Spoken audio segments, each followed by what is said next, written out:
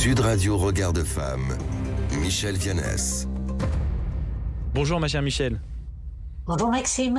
Évidemment, vous voulez nous parler ce matin de la Journée internationale des droits des femmes. Bien sûr.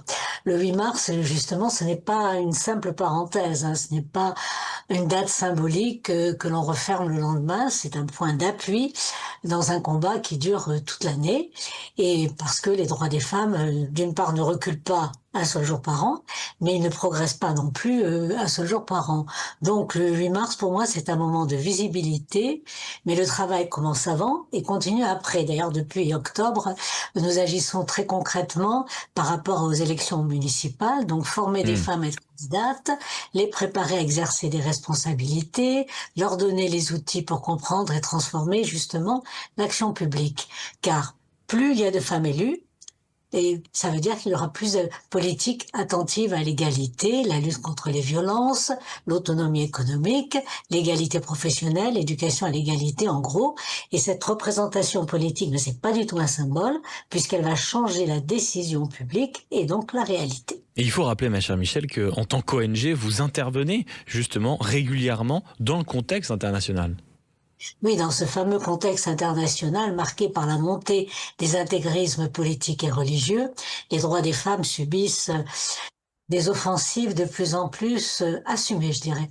Notre responsabilité est claire, nommer les régressions et défendre l'universalité des droits humains.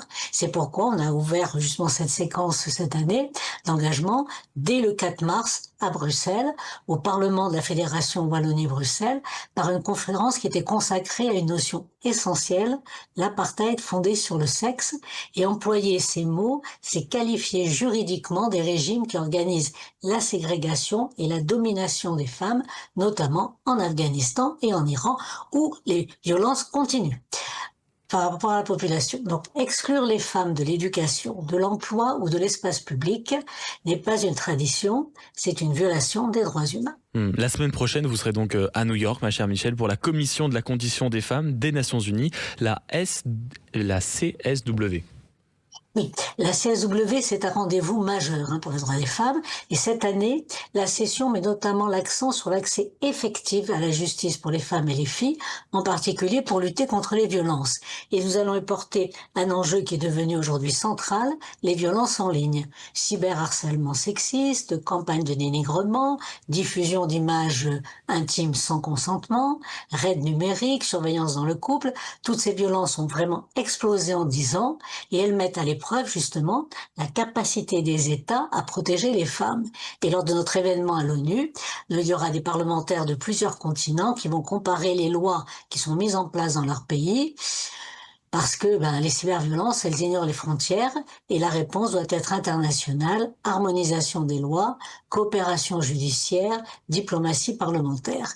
Des assemblées locales jusqu'aux Nations Unies, le 8 mars, ça rappelle une chose, l'égalité, ça se conquiert tous les jours. Merci beaucoup, ma chère Michel, en rappelant que vous êtes la présidente de Regard de Femmes, mais également membre du Haut Conseil à l'égalité femmes-hommes. Merci à vous, Maxime.